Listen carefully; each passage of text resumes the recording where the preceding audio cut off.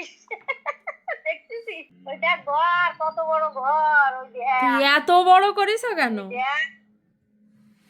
আরেকটা 1500 মুরগি ধরে, 2000 মুরগি ধরে, এই দেখ এই দেখ, এই দেখ ঘরের থেকে বাতাস, ওই এতেই সে দেখ ওই দেখ। ঘোড়ার দড়ির মতো সে বিশাল এক চাতাল হয়ে গেছে। ওই সাতাল তো, ওই দেখ তিন, ওই দেখ ওরে বড়, এত বড় এই তো, মুরগির ফার্ম তো বড় খামারি কেউ নেই। ওই মানুষ দেখো। মানুষ প্রাথমিক পর্যায়ে ছোট করে করে, এত বড় কেউ করে? আমার স্কুল শিক্ষক বাবা এতদিন ছিল কৃষক, এখন কৃষকের সাথে সাথে এখন দেখছি সে খামারিও হয়ে গেছে। তো এটা হচ্ছে আমাদের খামারের প্রাথমিক আর কি কাজ কাম চলতেছিল অনেক দিন ধরে আর কি। ভিডিওটা ভাবছিলাম পোস্ট করব কি করব না। তো যখন আমি এখন কৃষক হয়ে গেছি তখন ভাবলাম না ভিডিওটা করি।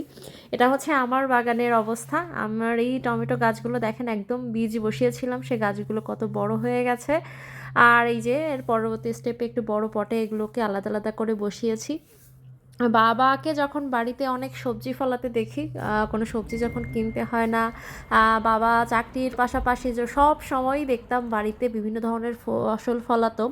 আর যার কারণে আমাদের কোনো দিনই সবজি প্রায় বেশিরভাগ সময়ই কেনা লাগতো না।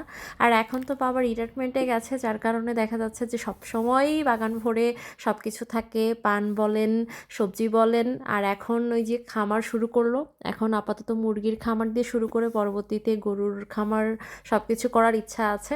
আর এটা হচ্ছে জার্মানিতে আমার বাগানের দেখেন সুন্দর সুন্দর ফুল, এগুলো হচ্ছে আপেল ফুল। তো আমার যে বাগানটা করতে চাচ্ছি এখানে আসলে সব ধরনের গাছই থাকবে, টমেটো গাছ, কাঁচামরিচ গাছ, লাউ, কুমড়ো, তারপর কি বলে পুঁই শাক, বেগুন, মানে মোটামুটি যা যা আর কি পছন্দের সবজি আছে সবগুলোই থাকবে। কিন্তু সমস্যা হচ্ছে এই গাছগুলো, এই যে আপেল ফুলগুলোর ডাল এত পরিমাণে বেড়েছে সেগুলো ভাঙতে আমার ইচ্ছা করছিল না। তো বারান্দায় দাঁড়িয়ে আমি আসলে প্ল্যান করছিলাম কোন গাছগুলোকে কোথায় কিভাবে আর কি বসাবো, কারণ জায়গা তো অল্প, বাড়ির মতো অত জায়গা যেহেতু নেই। তো ছোট বাসায় জার্মানিতে ছোট্ট বারান্দায় কি করা যায় না করা যায় সেগুলোই কি আমাকে প্রত্যেকদিন প্ল্যান করতে হয়।